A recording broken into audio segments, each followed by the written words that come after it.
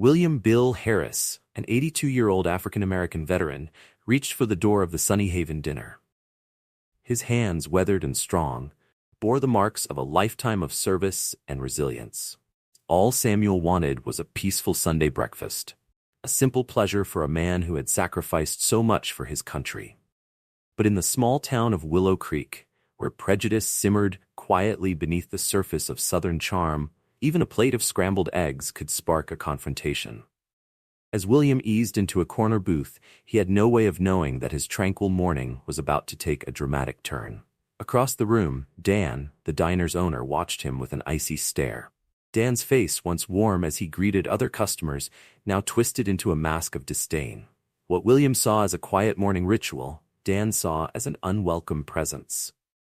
Unbeknownst to either man, a group of tough-looking patrons sat in a shadowed corner. They were silent but watchful, their leather jackets adorned with patches and their expressions unreadable. These quiet observers would soon play a role neither William nor Dan could have predicted, a role that would alter the course of events in Willow Creek forever. The small town of Willow Creek awoke to a serene Sunday morning. Its picturesque streets, framed by quaint storefronts and blooming flower beds, painted an image of timeless tranquility. But like many American towns, this idyllic veneer concealed deep-seated tensions. Beneath the friendly waves and neighborly smiles lay unspoken divides that had lingered for generations. These hidden rifts were about to surface in an unexpected and explosive way. On the outskirts of town, in a modest house worn by time but filled with memories, William began his day. The first rays of sunlight streamed through his bedroom window, rousing him gently from his sleep. He moved with the careful deliberation of a man who had learned to navigate life's hardships with grace. His joints creaked in protest as he rose, a reminder of years of service and the passage of time. William's face, lined with wrinkles that told stories of laughter and pain, reflected the life he had lived. His dark eyes, though dimmed slightly with age, still carried a spark of the determination that had defined his youth. They were the eyes of a man who had faced countless challenges and emerged stronger each time. In the quiet of the morning, William followed his daily routine. He splashed cold water on his face, savoring the invigorating chill that chased away the last remnants of sleep. As he gazed into the mirror, the reflection staring back at him carried echoes of his past. For a fleeting moment, the face in the mirror shifted. William saw himself as a young soldier. His back straight, his eyes clear, and his heart filled with the idealism of a man ready to serve his country. The vision lasted only a moment before reality reasserted itself. Decades had passed since those days. William had fought with honor, believing that his sacrifices would contribute to a brighter future. Yet, even now, he found himself wrestling with the same prejudices he had hoped to help eradicate through his service. He sighed, pushing aside the heavy thoughts that threatened to weigh him down. Today was a new day, and William had no intention of letting bitter memories steal his peace. He chose his clothes with care, reaching for a crisp button-down shirt and a pair of neatly pressed slacks. But it was the jacket he handled most reverently, a military coat adorned with medals, a tangible reminder of his service, his sacrifices, and his enduring pride. As William slipped on the jacket, the weight of the medals rested heavily on his shoulders. It wasn't just the physical weight, it was the memories they carried.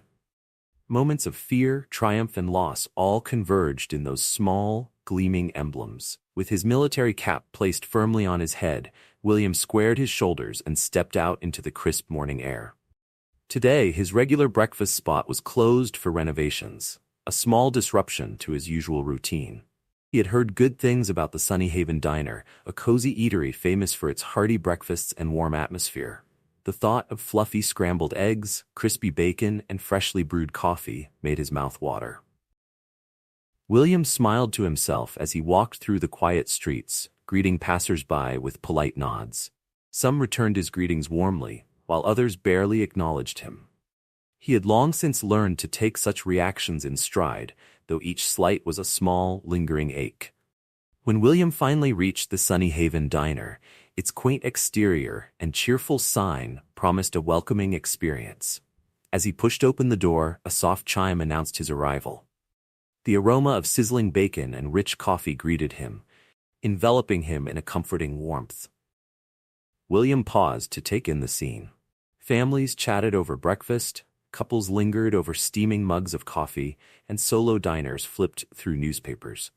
In the corner, the rough-looking group of bikers laughed quietly among themselves, their presence adding an unexpected texture to the otherwise idyllic scene.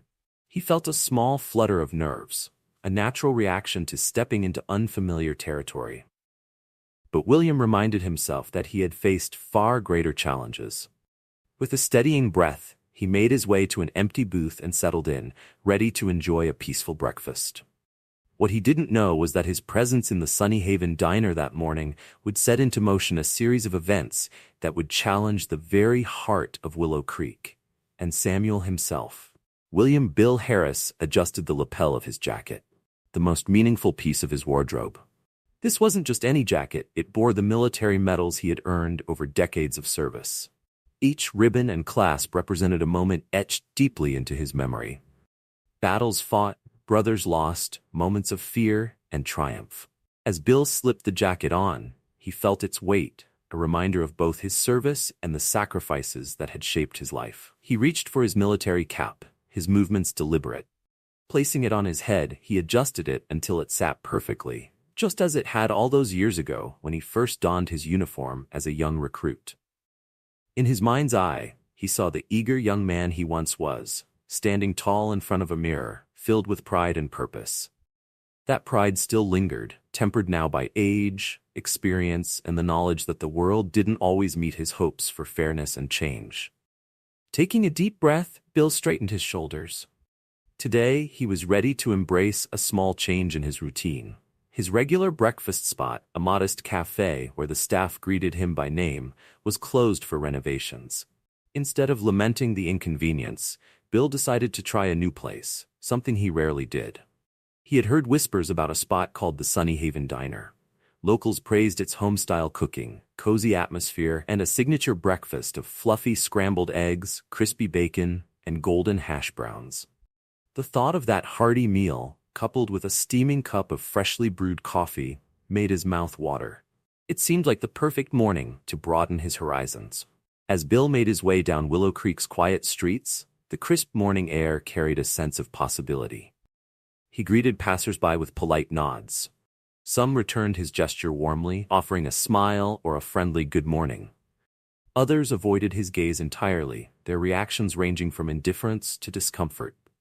Bill had grown accustomed to this dichotomy over the years. Still, each slight, however small, left a sting. It was a subtle but constant reminder of the unspoken divisions that still lingered despite his years of service to the country. At last, he arrived at the Sunny Haven. Its exterior was welcoming, with large windows revealing a glimpse of a warm interior filled with the gentle hum of conversation. A hand-painted sign above the door swung softly in the breeze, its cheerful message reading, "The Sunny Haven, where everyone belongs." Bill smiled at the sentiment, hoping it would prove to be true. He pushed open the door, and a small bell above the frame chimed, announcing his arrival. Immediately, the aroma of sizzling bacon and freshly brewed coffee wrapped around him like a comforting blanket. The diner's interior was every bit as inviting as its exterior. Soft yellow lights cast a gentle glow over polished wooden tables and cushioned booths. The morning crowd was moderate but lively, families laughing over pancakes, couples sharing quiet conversations, and a few solo diners absorbed in books or newspapers. Bill noticed a group of bikers sitting in a corner booth. Their leather jackets were adorned with patches, and their rugged appearances added a surprising element to the otherwise quaint scene. Despite their tough exterior, their camaraderie was evident in their laughter and animated gestures. As Bill scanned the room, a flutter of nervousness crept into his stomach. He reminded himself that stepping into unfamiliar territory was nothing compared to the challenges he had faced throughout his life.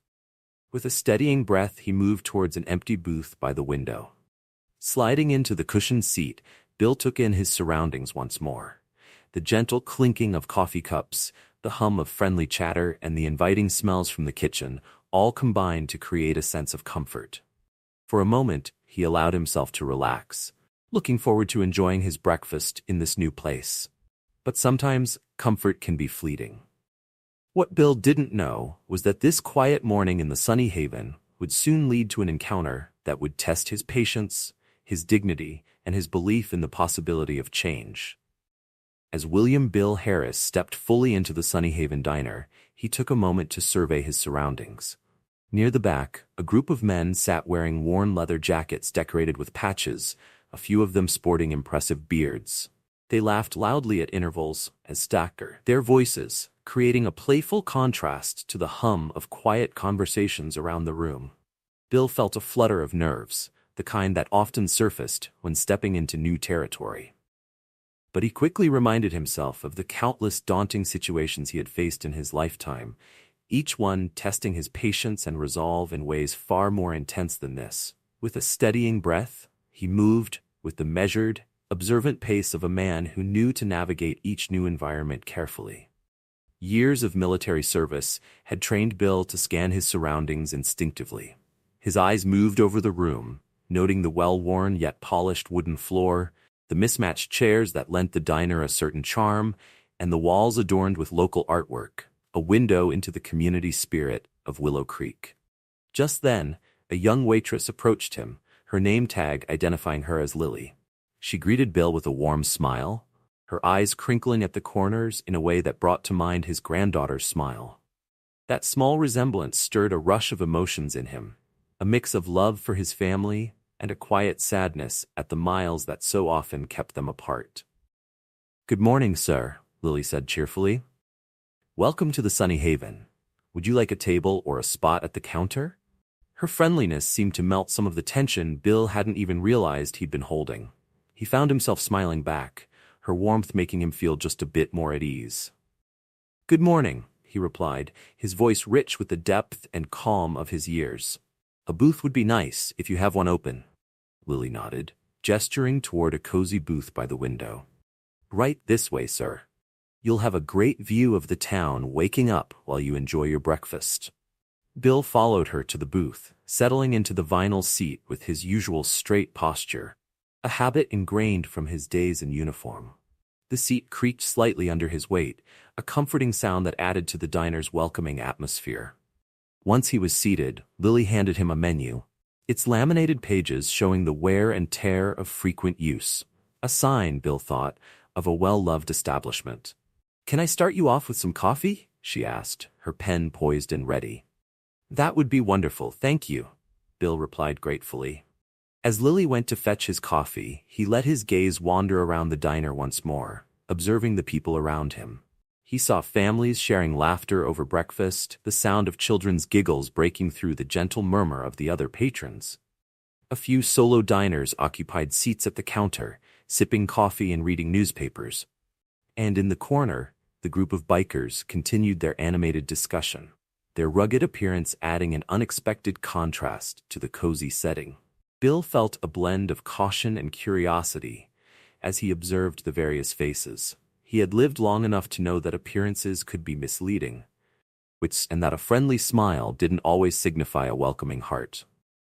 However, he'd also experienced enough of life's surprises to know that kindness could emerge from the most unexpected sources. As Lily returned, setting a steaming cup of coffee in front of him, Bill nodded in thanks and took a slow sip, savoring the rich, warming flavor.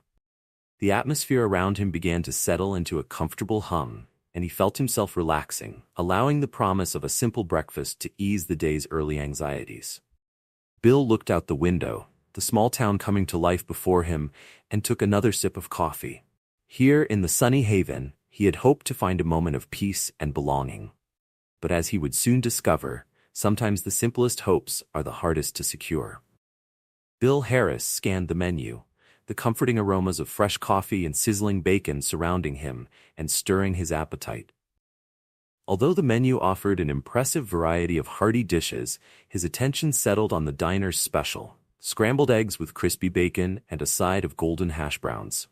It sounded just right, and he looked forward to savoring the simple, satisfying meal. Lily returned to his table, setting down a steaming mug of coffee.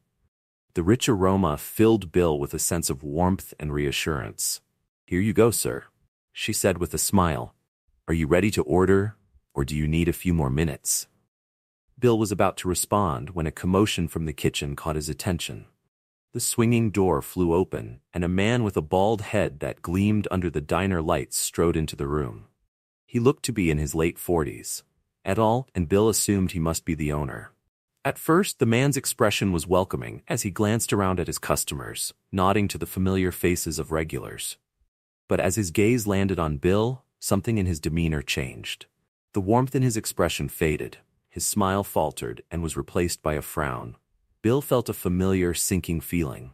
He recognized that look all too well, a look that, without words, communicated, "You don't belong here." For a brief moment, Bill considered leaving, avoiding the confrontation he sensed was brewing. Yet, after a lifetime of holding his ground, of asserting his right to occupy spaces where others might say he didn't belong, he felt rooted to his seat. He wasn't about to let anyone dictate where he could or couldn't enjoy his breakfast.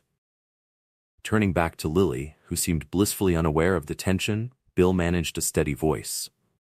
"I'll have the special," he said, "and maybe a side of toast, if that's all right." Lily's face lit up. "Excellent choice. Our scrambled eggs are what people come here for. I'll put that in for you right away." She noted his order with a friendly smile before walking away, leaving Bill to sip his coffee. As he savored the warm, rich taste, he tried to focus on the comfort of his surroundings. The cozy booth, the delicious scents in the air, and the quiet promise of a hearty breakfast.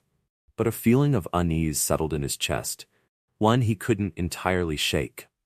Meanwhile, the owner had disappeared back into the kitchen, but muffled voices soon reached Bill's ears, their tone urgent and agitated. It sounded like a tense conversation was unfolding behind the kitchen doors. Bill braced himself, knowing from experience that the calm before a storm was often the hardest to endure. Sure enough, after a few moments, the kitchen door swung open again.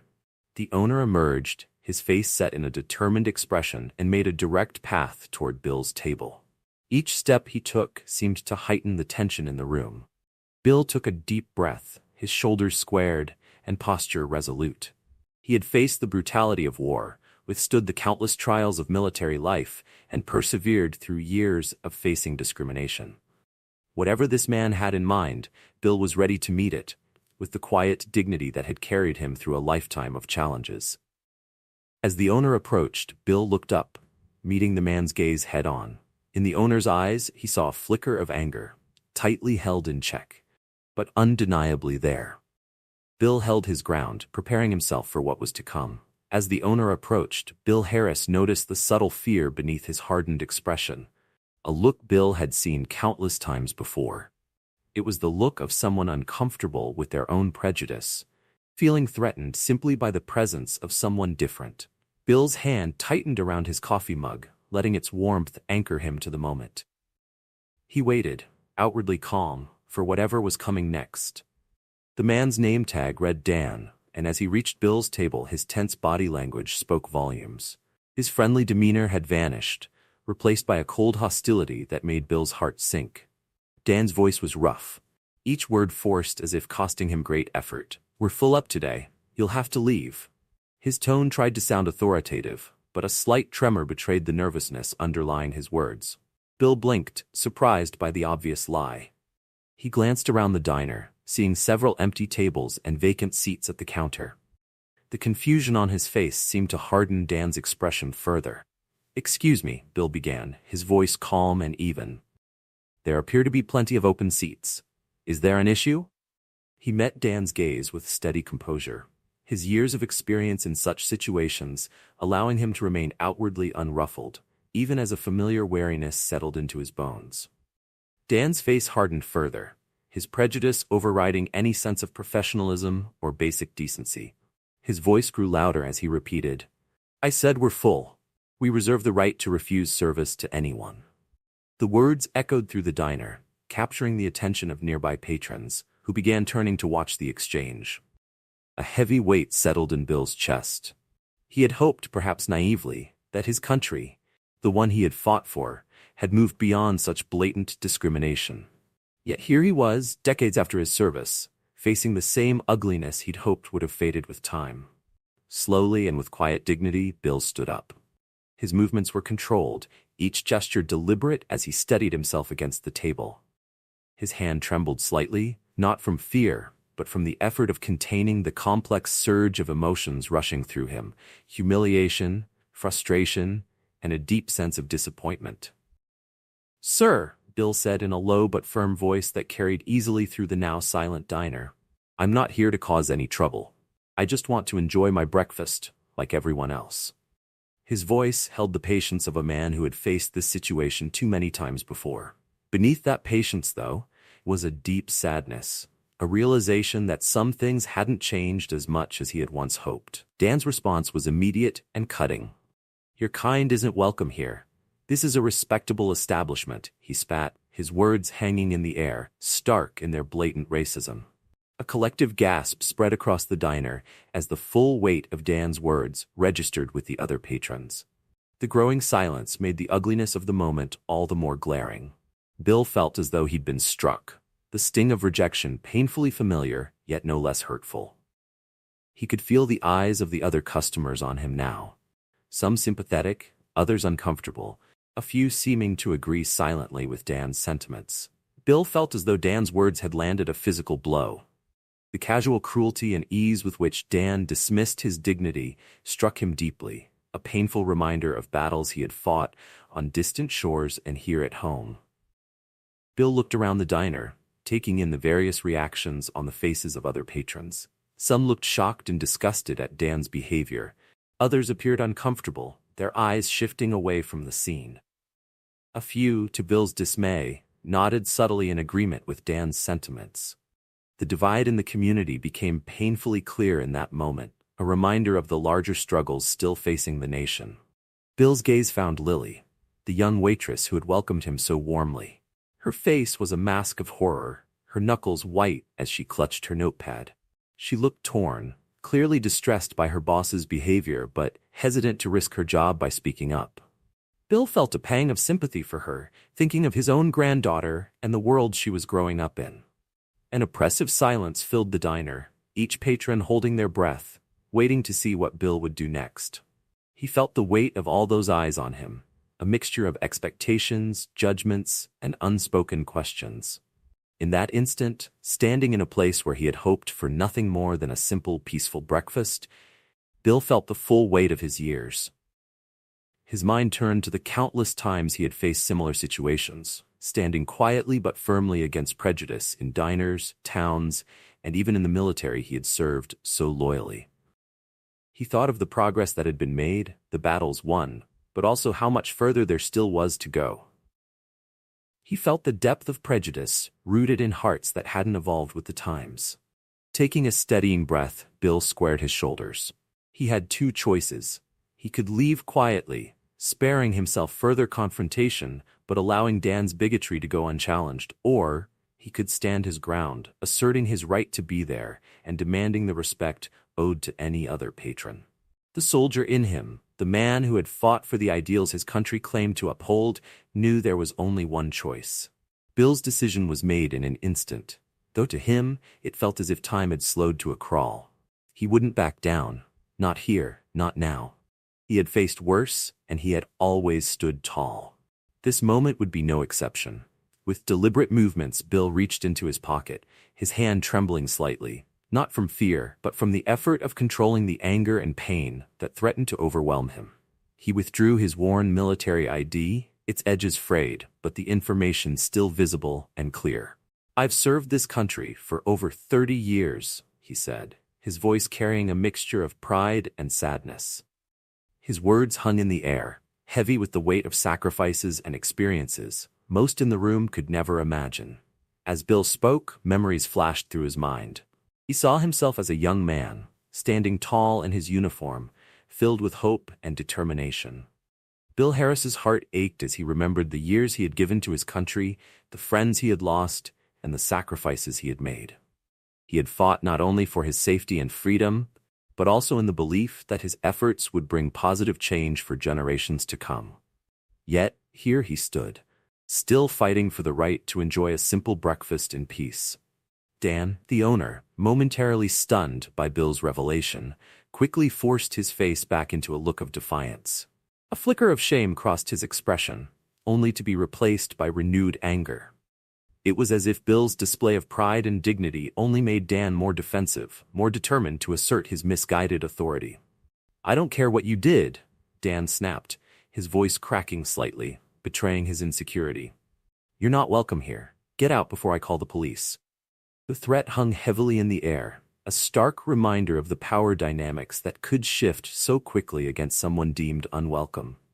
Dan's words cut deeply. Bill had faced the horrors of war, defended his country, and yet here he was, still seen as less than equal, still denied basic respect.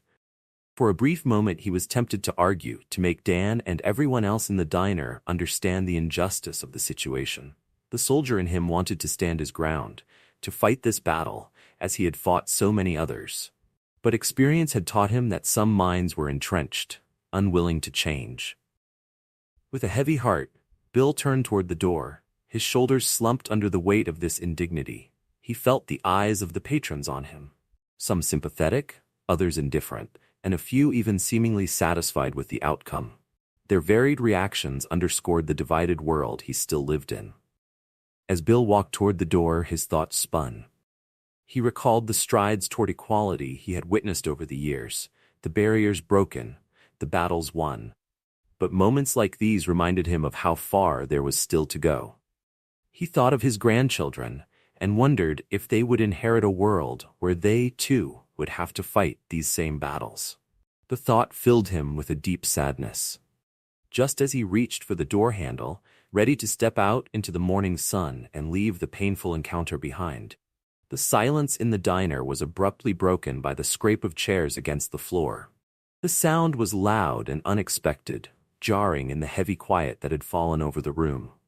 Bill turned, curiosity momentarily overriding his desire to leave.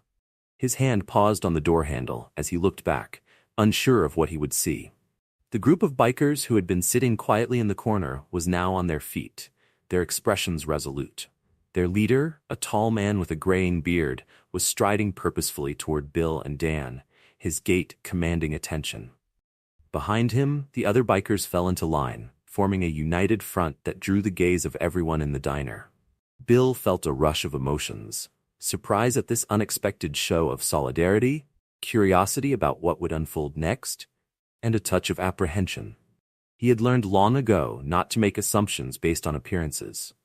But he couldn't help but wonder what these men intended to do.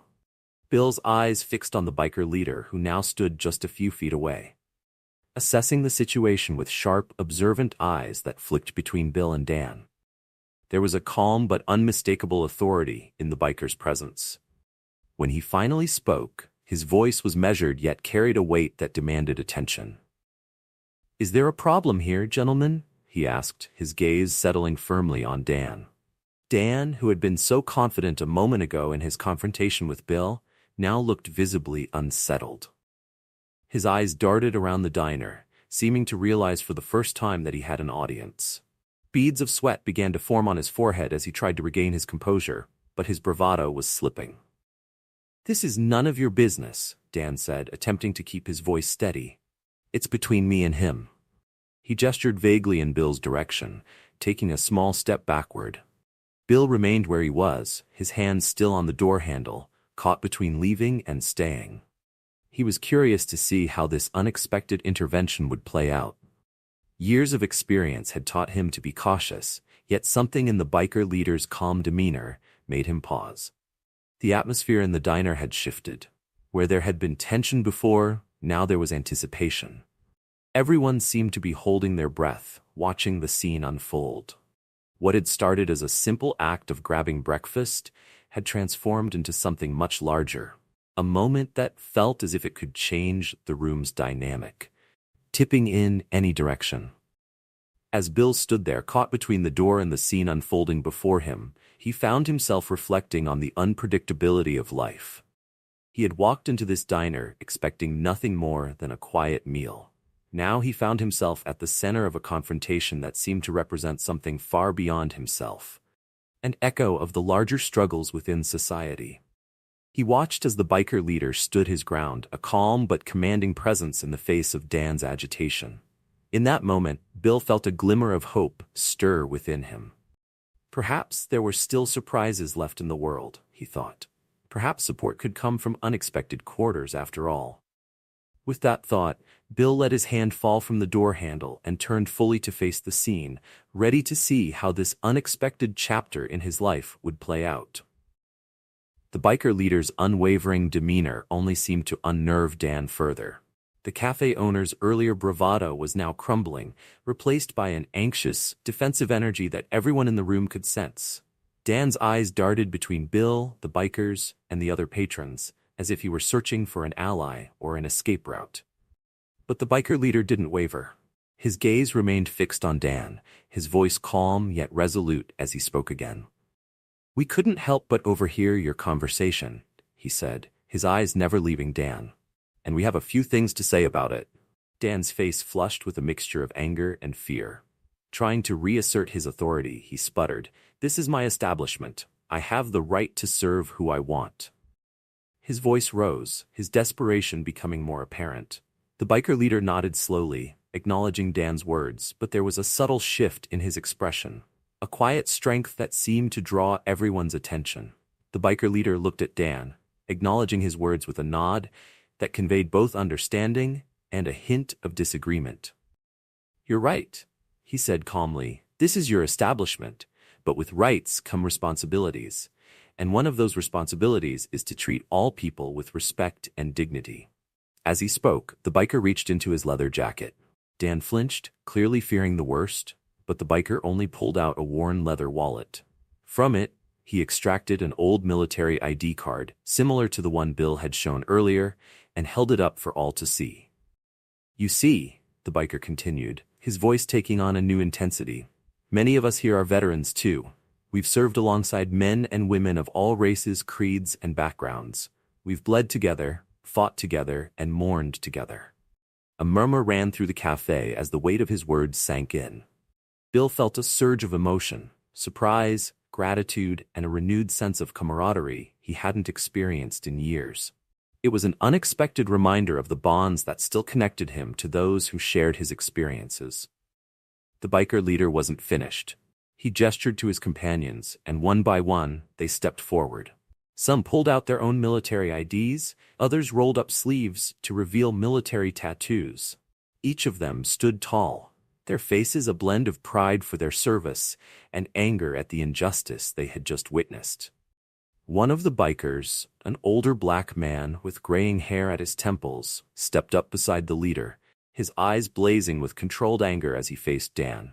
"We fought alongside men of all colors," he stated firmly, his voice cutting through the silence in the diner. "Your prejudice has no place here. It has no place anywhere." Realizing he was outnumbered and outmatched, Dan's face contorted with a mixture of fear and resentment. His eyes darted around the room, searching for support from other patrons, but he found only averted gazes and disapproving looks. "This is my cafe," Dan shouted, his voice rising to a near hysterical pitch. "I have the right to serve who I want." His fists clenched and unclenched at his sides, and he was almost spitting in his agitation. The biker leader remained calm in the face of Dan's outburst. "And we have the right to take our business elsewhere," he replied evenly. "But first, you owe this man an apology." He gestured toward Bill, who had been quietly watching the scene unfold with a mixture of amazement and gratitude. But Dan, pushed beyond reason, was beyond appeasement. He yelled, his face flushed with rage. "Get out, all of you. This is my place and I decide who stays." The biker leader, who had introduced himself as Mark, fixed Dan with a steady gaze. "You'll regret this," he said, his voice low but carrying a note of certainty. There was no threat of violence in his words, only the assurance of consequences to come. Throughout the exchange, Bill had been silent, feeling a storm of emotions within him. He was deeply touched by the bikers' support and astonished at the turn of events, but also concerned about how quickly the situation was escalating. While he appreciated their solidarity, he worried about what this would mean for all of them in a town that had long kept prejudice simmering under the surface. Bill was deeply moved by the bikers' unexpected support, but he couldn't shake the concern that the situation might escalate beyond words. Sensing Bill's unease, Mark, the biker leader, turned to him with a reassuring nod. "Don't worry," he said quietly. "We have our own ways of handling things."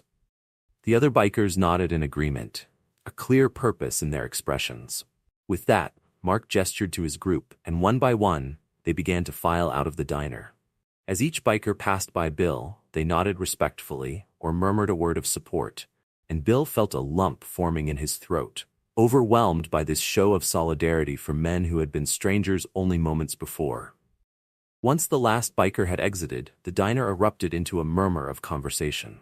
Some patrons began to leave, relieved by what had just transpired, while others engaged in intense discussions, their voices revealing the emotions stirred up by the morning's events. Dan, his face still flushed with anger, disappeared into the kitchen without a word. Lily, the young waitress, approached Bill hesitantly, her expression full of regret. "I'm so sorry," she said, her voice barely above a whisper. "Your breakfast is on the house if you still want it." Bill looked at her kind face, then at the scene around him. Despite his earlier hunger, he now found he had no appetite left. "Thank you, but I think I'll be going," he replied gently. "It's been quite a morning." Stepping out into the bright morning sunlight, Bill felt a sense of relief, as though he could finally breathe freely again after the tension inside the diner. The group of bikers was waiting outside, and the contrast between the stifling atmosphere inside and the open air outside was sharp and refreshing. Mark walked up to Bill, his face creased with concern. "Are you all right, sir?" he asked, his voice gruff but kind.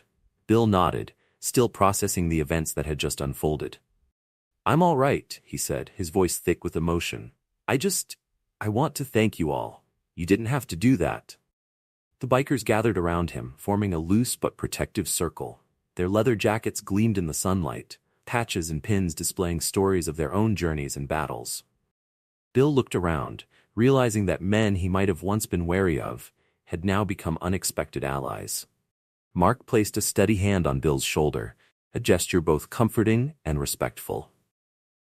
"We stand up for our own," he said firmly. "No veteran should be treated like you were in there. It goes against everything we fought for."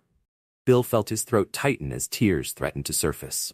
For so long, he'd felt like he was fighting these battles alone, and now, out of nowhere, here was a group of people willing to stand by his side. "I appreciate this more than you know," Bill said, his eyes glistening with unshed tears. After a pause, he added, "But I have to ask, what did you mean when you told Dan he'd regret this? I don't want any trouble. I've seen enough of that in my lifetime." Mark's expression softened, understanding in his eyes. "Don't worry," he reassured Bill with a gentle smile. "We have our ways of settling things, and don't worry, no violence." Mark's promise to Bill was steady and reassuring. "Trust me," he said. "We're past those days. We can make our presence felt without a single fist raised." The other bikers nodded in agreement, their faces set with purpose, each of them seeming to share the same determination and sense of justice. Bill looked from face to face, seeing that these men, like him, had likely faced their own battles with prejudice and judgment. They, too, knew what it was like to be seen as less based on appearances alone. Unable to contain his curiosity, Bill asked, "What exactly do you have in mind?" Mark's eyes glinted with a hint of mischief. "Let's just say that Dan's about to learn that actions have consequences, and those consequences can hit where it matters most. His business." Bill felt a wave of emotions wash over him. He was grateful, deeply touched by the bikers' solidarity, but he also felt a slight worry. He didn't want to cause any more division in the town he'd called home for so long. "I appreciate what you're doing," Bill said carefully, "but I don't want to make things worse. Willow Creek has its issues, but it's still home." Mark nodded, understanding. "We're not looking for trouble, Bill. We're looking to set things right. Sometimes that means stirring things up a bit, but we know what we're doing. Trust me."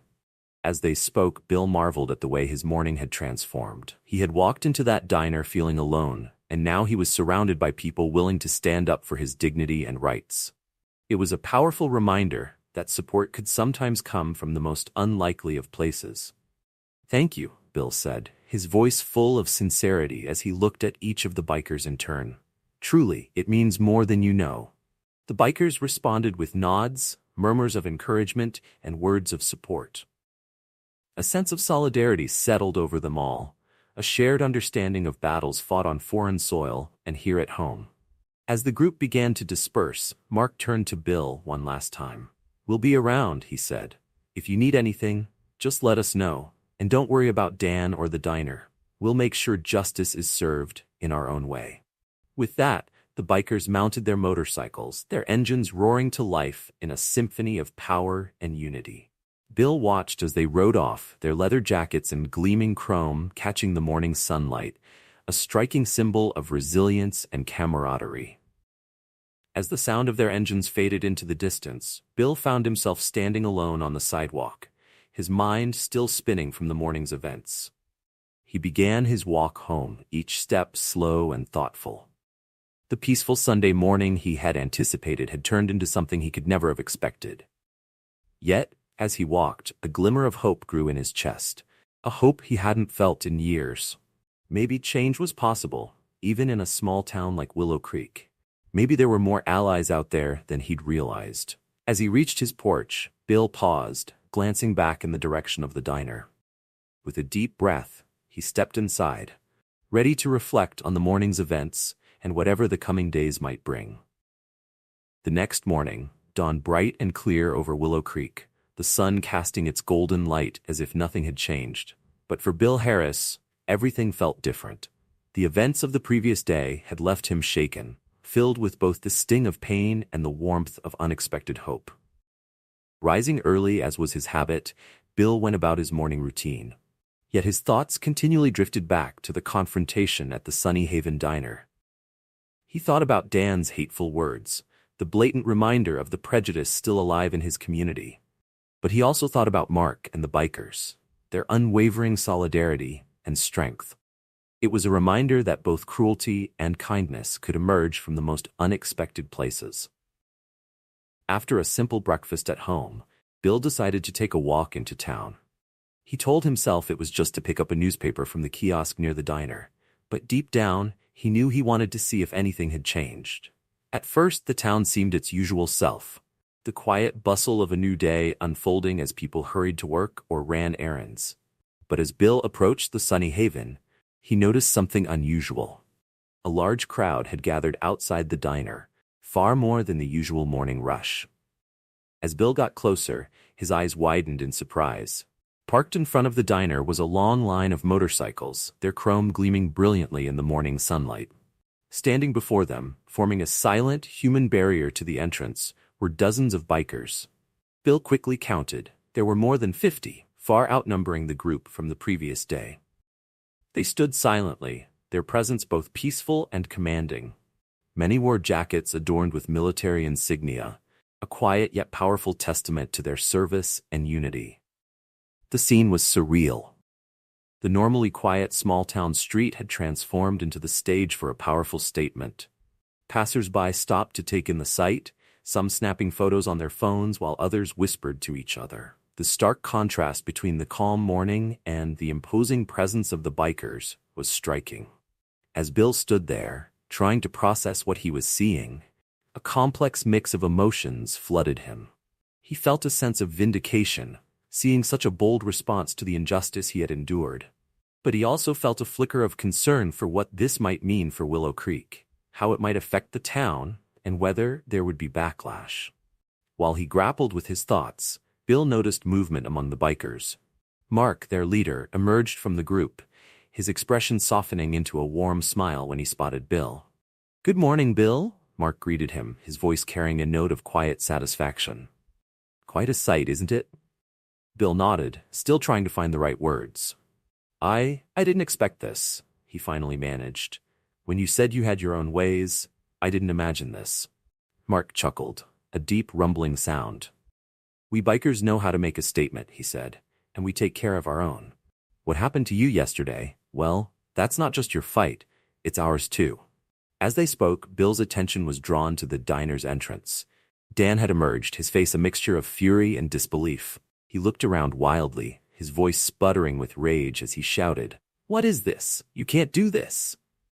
Dan's face twisted in anger as he shouted, "I'll call the police." His frustration was palpable, his desperation mounting.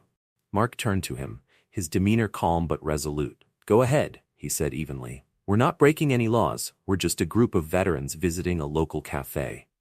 Dan's face reddened even more, his rage barely contained. He stormed back into the diner, slamming the door behind him.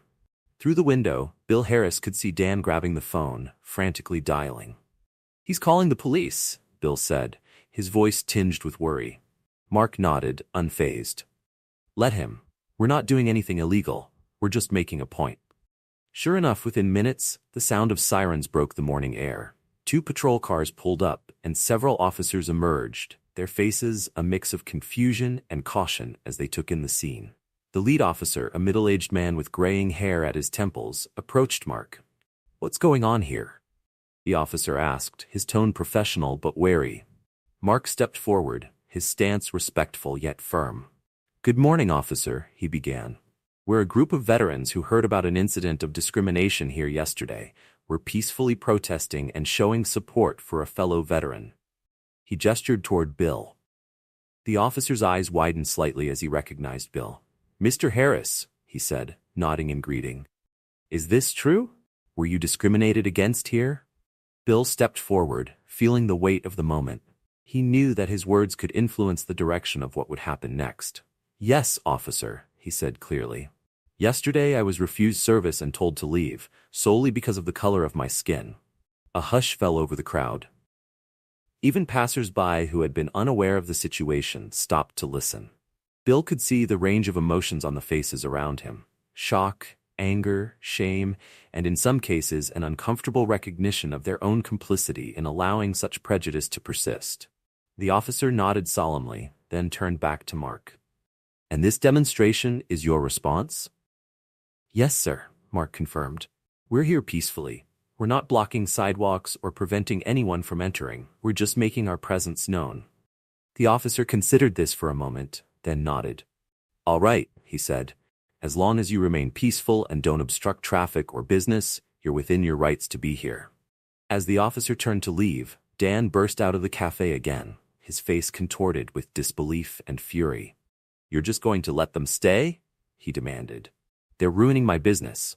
The officer fixed Dan with a stern look. "Sir, they have the right to peacefully protest. If what Mr. Planaprank Harris says is true, I suggest you think long and hard about the real reason your business is suffering." With that, the officer returned to his patrol car, leaving Dan sputtering on the sidewalk. As the morning wore on, more and more people gathered. Some were merely curious onlookers, while others joined the protest, expressing their outrage over how Bill had been treated.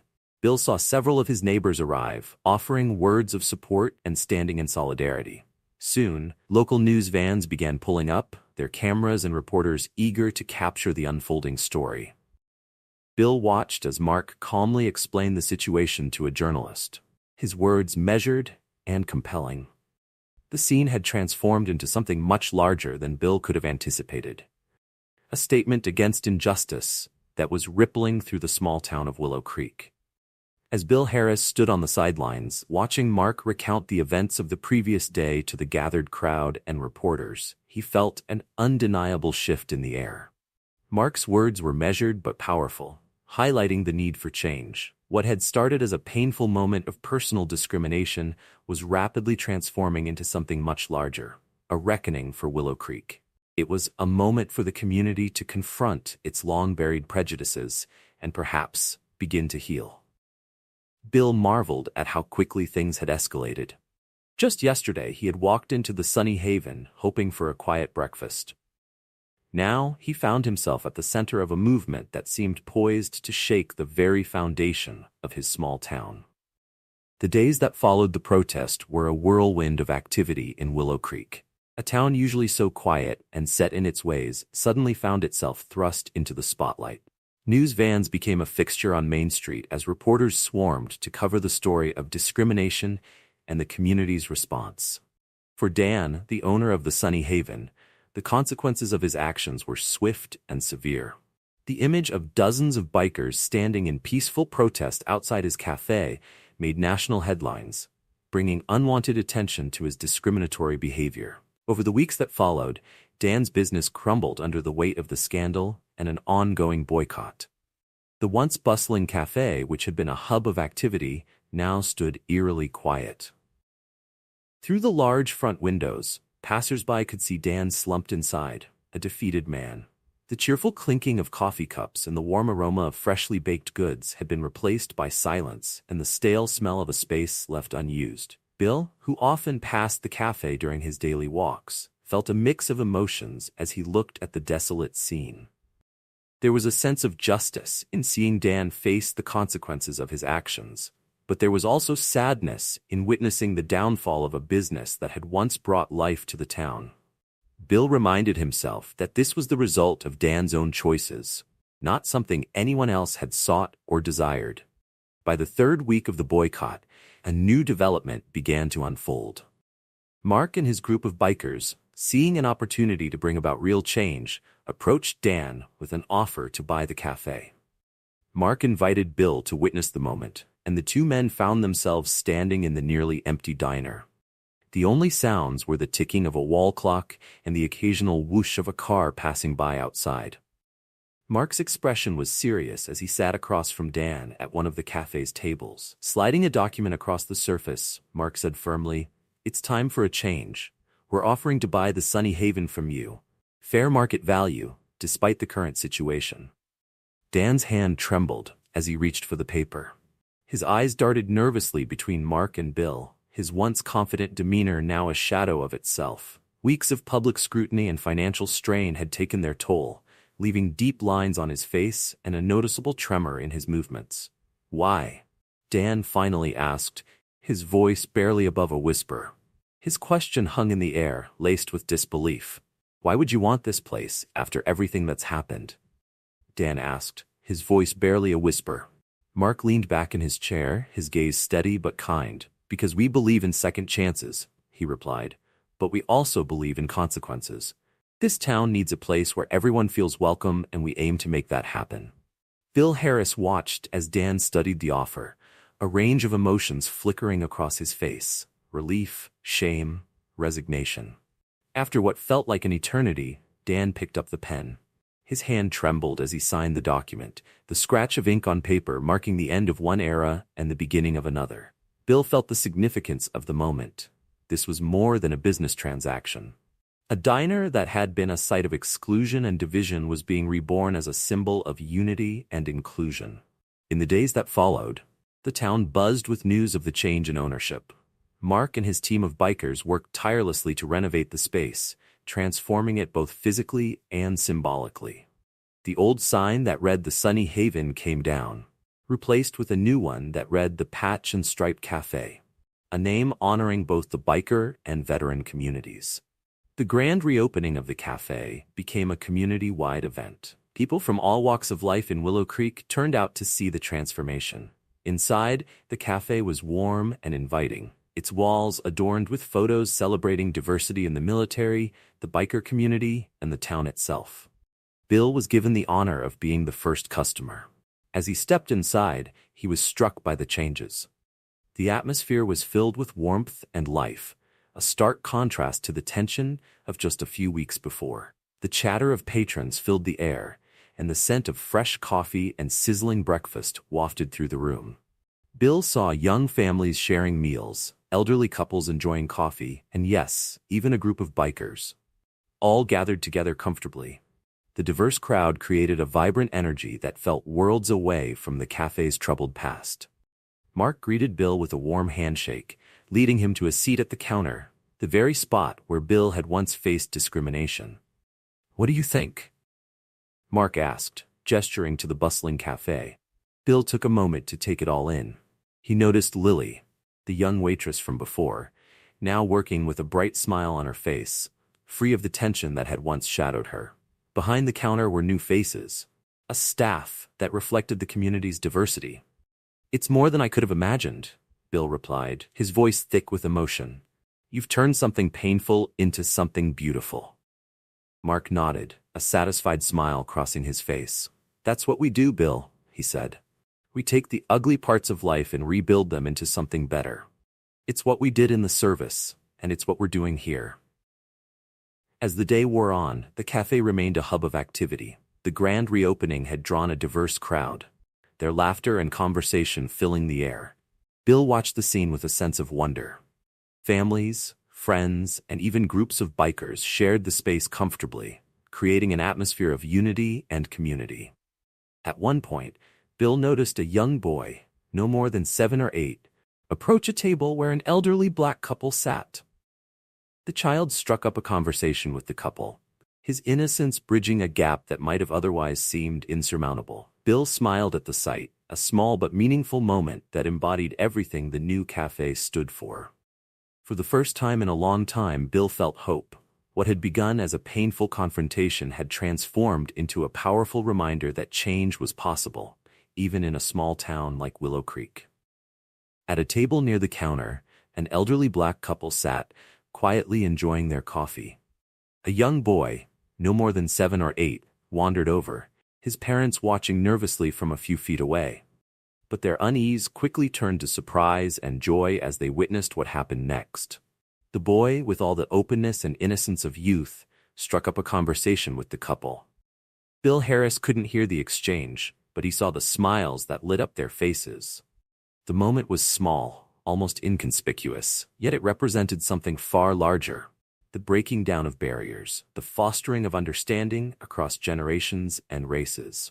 Mark, who had been chatting with other patrons, returned to his seat beside Bill. Noticing where Bill's gaze was fixed, he followed it to the heartwarming scene. "Now that," Mark said softly, "is what it's all about." Bill nodded, a warm smile spreading across his face. The simple interaction he'd just witnessed seemed to embody everything they had been fighting for. As they sat in comfortable silence, Lily approached with a fresh pot of coffee. Bill noticed a small pin on her apron that read, "Equality serves everyone." It was a minor detail, but it spoke volumes about the profound changes that had taken place. "Refill, Mr. Harris?" Lily asked with a kind smile. Bill held out his mug, his voice brimming with gratitude that went beyond the coffee. "Thank you, Lily, and please, just call me Bill." Her smile widened. "You got it, Bill," she replied warmly before moving on to the next customer. Mark raised his mug, gesturing for Bill to do the same. "What do you say we make a toast?" Bill lifted his mug, curious. "What are we toasting to?" Mark's eyes swept across the bustling cafe before settling back on Bill. "To unexpected friendships," he began, "to standing up for what's right, to second chances, and to new beginnings," Bill added, his voice soft but firm, "and to a future where everyone feels welcome." Their mugs clinked together, the sound ringing out clearly amid the lively chatter of the cafe. It was a simple act, 2 men sharing coffee and conversation, but it symbolized something much greater. The power of community, the strength found in unity, and the change that can happen when people come together to stand against injustice. As Bill looked around the lively atmosphere of the Patch and Stripe Cafe, he felt a profound sense of hope. What had once been a place of division and pain had transformed into a beacon of inclusivity and renewal. The cafe was more than just a spot for coffee and breakfast. It had become a testament to the resilience of people willing to stand up for what was right. A powerful reminder of the positive change that can emerge from even the darkest moments. Thank you for joining us on this incredible journey of solidarity and transformation. If this story of standing up against injustice touched your heart as much as it did ours, we invite you to continue exploring tales of courage and community. Click here for another inspiring story you won't want to miss.